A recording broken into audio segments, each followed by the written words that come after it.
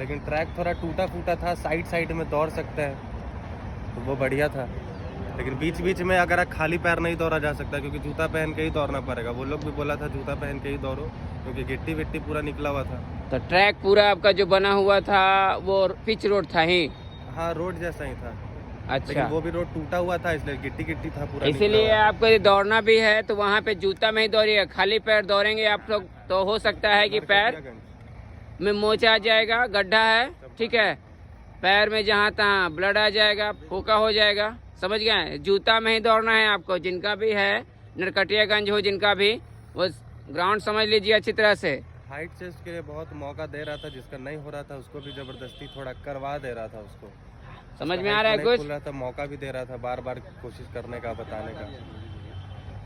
फिर भी जिसका तो नहीं है उसका तो नहीं होगा। हाइट के लिए मतलब बहुत बारीकी से नहीं कर रहा था। बोले तो अभी जिसका पॉइंट थोड़ा घट रहा है उसको जबरदस्ती कंप्लीट करा दे रहा है। अच्छा, पॉइंट के लिए घट रहा है तो जबरदस्ती करा दे रहा है, लेकिन छूट दे रहा है, थोड़ा छूट दे रहा है, नहीं थोड़ा सा दे रहा है कि जबरदस्ती थोड़ा। जिसका हार्ड नहीं हो पा रहा है चेस्ट, तो उसको टाइम दिया 2 बार 3 बार करके। जो ऑफिसर है वो भी उठ के आ रहा था कि ऐसे करो वैसे करो, मतलब किस तरह चाह रहा था। हेल्पफुल है सभी, है ना?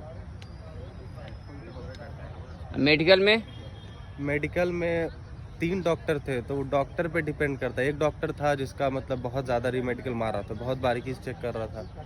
3 डॉक्टर थे, मनोज जाट करके था वही।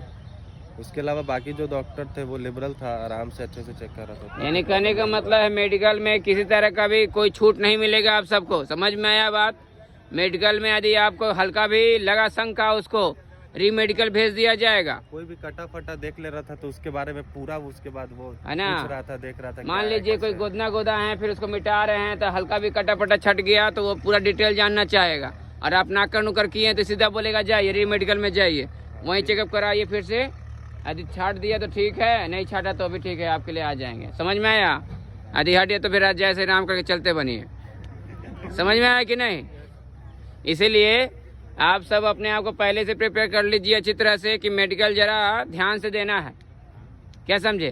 ग्राउंड के बारे में समझ गए आप? ग्राउंड पिच रोड है, जैसे आप रोड पे दौड़ते हैं अभी वही रोड, ग्राउंड नहीं मिलेगा, ग्राउंड में ही पिच रोड बना हुआ है।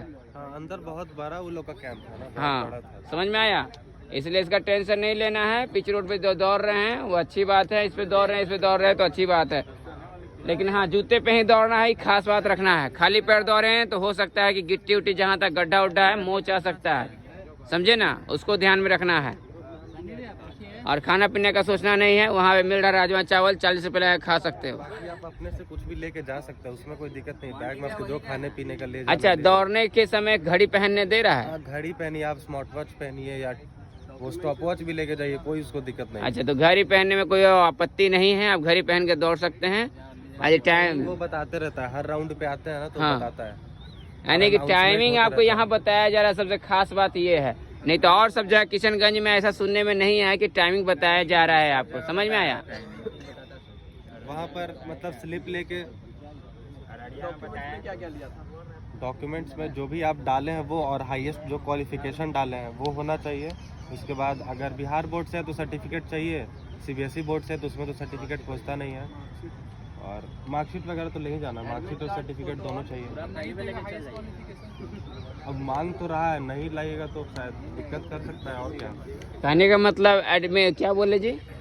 सर्टिफिकेट रनिंग करने की सर्टिफिकेट है, उसमें क्या चाहिए? सिर्फ एडमिट कार्ड और फोटो? हाँ, एडमिट कार्ड और फोटो, रिसेंट फोटो चाहिए। फॉर्म तो वो सब भरवाएगा ही अपना, वो मेडिकल के लिए भरवाएगा। फिर फिजिकल क्या चीज़?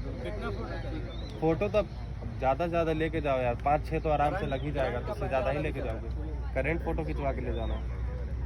पुराना वाला है तो वो भी रखे रहिए, खैर उसका काम तो नहीं आया पुराने वाले का।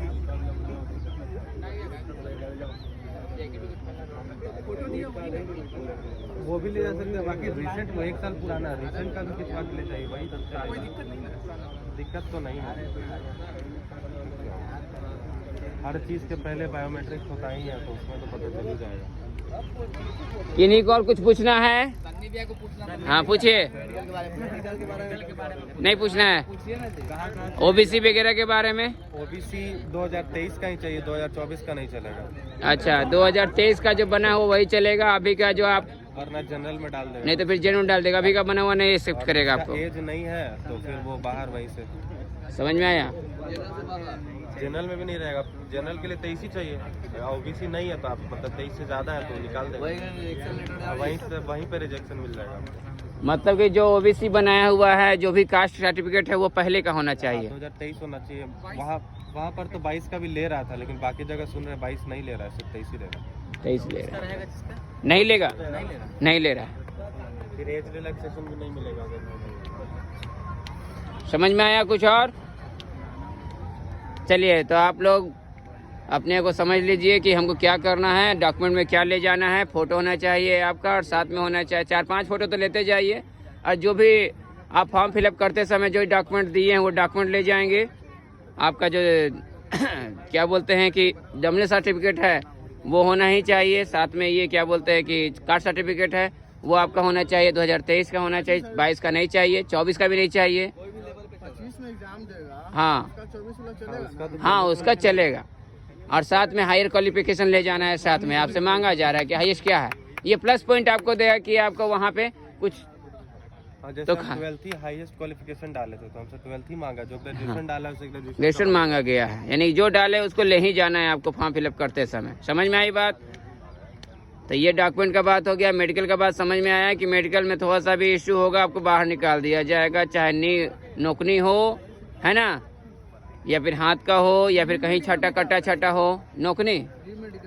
री मेडिकल में फिर से चेक करेगा आपको, जैसे उससे आप सेटिस्फाइड नहीं, दूसरा दिन देता है, टाइमिंग दे दिया जाएगा। जैसे हम लोग का 7 को था, फिर भी टाइम हम लोग का री मेडिकल के लिए 19 को दिया है, मुजफ्फरपुर 19 तारीख को जाएगा। समझ में आया? वो हेमोग्लोबिन में दिया है तो वो तो ठीक हो सकता है, तो वहाँ पर हो जाएगा। या फिर किसी को एक ऑपरेशन कराया हुआ था हार्निया का, तो वो री मेडिकल दे दिया। अब वो अंदर में आप ऑपरेशन में क्या था, अंदर बाकी पार्ट ठीक है कि नहीं, वो वहाँ पर चेक होगा री मेडिकल में। और ख़ास बात ये है कि मेडिकल में आपको री मेडिकल में एक बार जब छाड़ दिया तो फिर आपको फिर दोबारा नहीं लेगा। एक दिन का टाइम दे, लंबा टाइम नहीं दे रहा है इसमें जीडी वाले में कि आप जाओ 10 दिन के बाद तो मेडिकल करा के आओ, ऐसा भी नहीं है।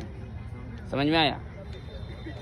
ओके, तो आप सबका भी है, समय आने वाला है, टाइम डेट दिया हुआ है, समझ लीजिए, अपनी तरह से प्रिपेयर हो जाइए, जैसे समझाए हैं, अब प्रिपेयर होके जाइए।